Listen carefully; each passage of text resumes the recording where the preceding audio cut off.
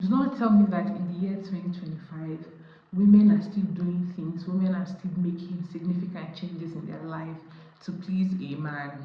A man in 2025. Hello everyone, my name is Angela of Africa and I'm the one you should listen to when it comes to natural hair and beauty. So in today's video, we're going to be talking about something that I've been thinking of for a while. I've been thinking about it for a while, especially when the clip of Shera 7 saying that natural hair attracts dusties. When that video came out, I've been having some thoughts and opinions forming in my head. But now, since another clip again, another clip of a coach, a dating coach, a femininity coach is trending again, because this is not going to be the first or the last video that would come out on the internet where a femininity coach is talking down on natural hair or on hairstyles that are considered black hairstyles. This will not be like, we've seen it happen over and over and over again, and I think this is the one I want to talk on. So recently, a video of a femininity coach and her client has been trending. The client, there was the first part of the clip is the client coming on to talk about how she wants to date outside of the men who are normally attracted to her. She wants to date a wealthy white or black man. And the femininity coach is like, well, if you want to do that, you have to let go of your hair, because she has locks. So she's like, yeah, you have to let go of your hair.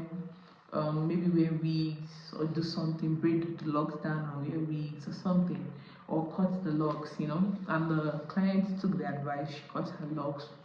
Now what is so surprising, well, not surprising per se, but what is so interesting is the fact that the client comes back and a new complaint that men are intimidated by her hairstyle. She's not attracting the men that she wants to, because she has like pixie cut on her hair. Now, something that we should establish is that, do people treat you differently because of your hair? Yes, they do. Now, I want you to have patience with me as I try to gather my thoughts and express them to you, because I did not write down anything. I'm trying to just say everything off the top of my head. And sometimes my thoughts might be intertwined together.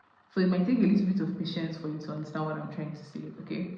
So the first thing I was thinking about is that, do people treat you differently because of your hair?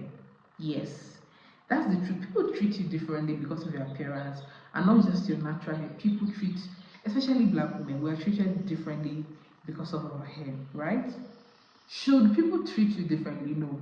In a perfect world where everything is perfect, where there is no racism, where everyone is equal, people should not treat you differently because of your hair, because of your size, because of your skin complexion. People shouldn't, but people do, and that's the reality of things. So in order to cope with this injustice, people have developed a coping mechanism, which is assimilation. I was going to say which I call assimilation.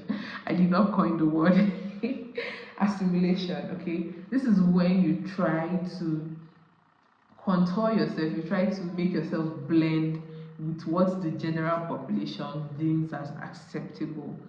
And is assimilating a bad or a good thing? I don't know.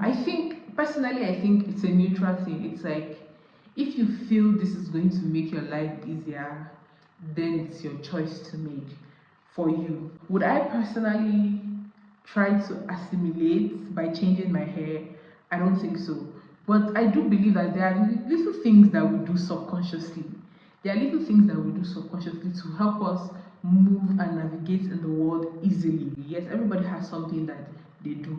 You may or may not know, but one way or the other, you do things that helps you assimilate into the society so that you can move easily. Like, you do it.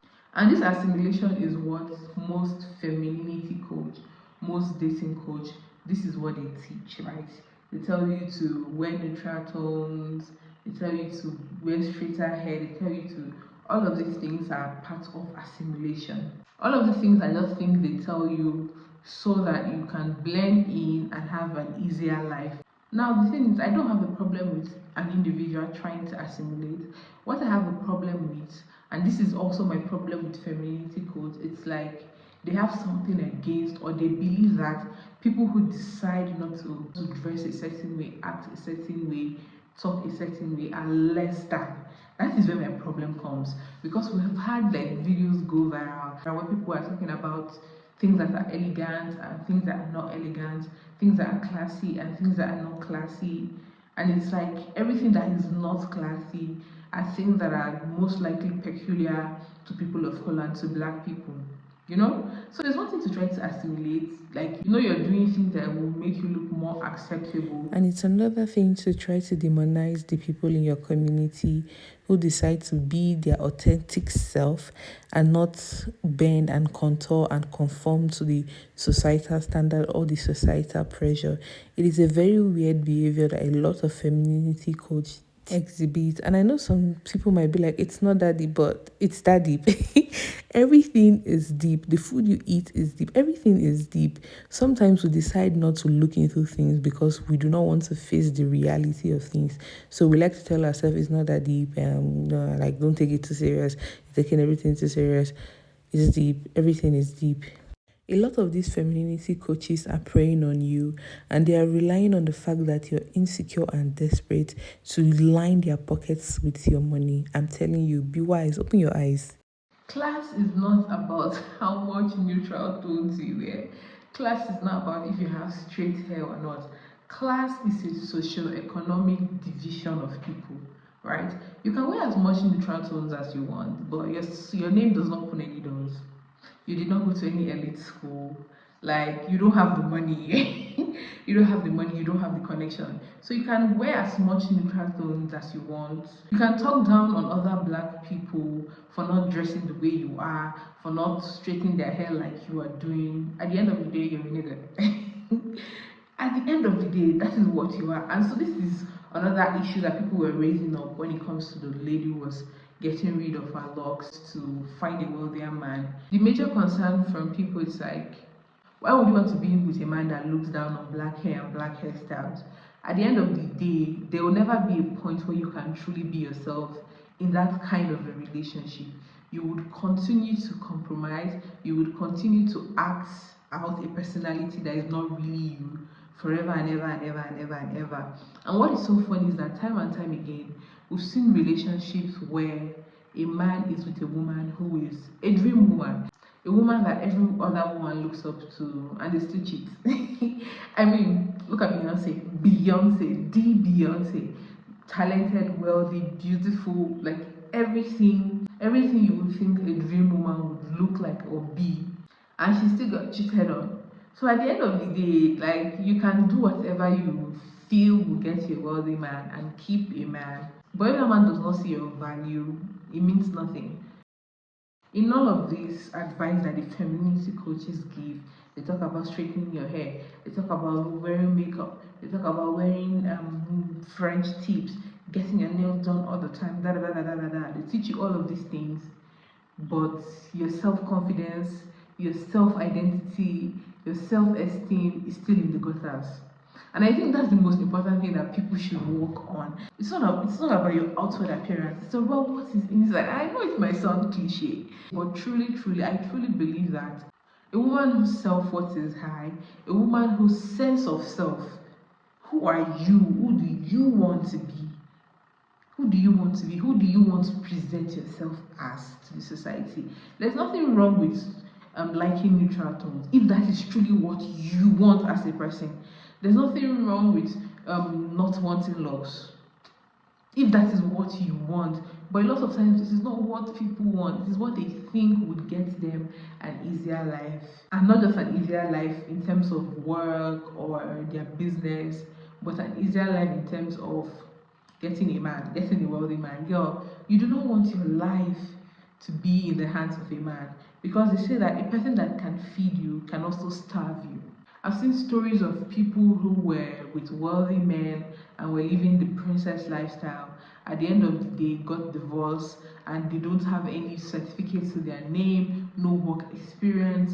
Is that what you want for yourself in the future? And I know everybody thinks, like, no, my case will be different, my case will be different.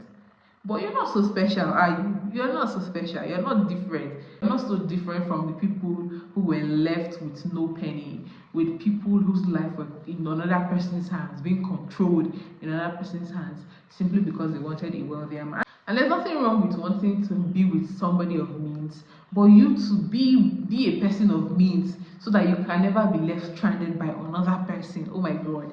Please, young ladies watching this, do not fall into this idea of wanting a wealthy man to be in charge of your life, to girl. It almost never ends well for a lot of people. Or even if you stay in a relationship, you would accept so many bad behaviors because you have no other option than to be with that person. I don't know, we started talking about natural hair and now we're talking relationship tips. Anyway, thank you so much for watching today's video, and you're going to be seeing more of me. Make sure to subscribe because your girl is here to talk. I like to yap. I have things going on in my head that I feel like somebody might learn something from. Okay, so let me know your opinions down in the comment section, and I'll see you in the next video. Bye.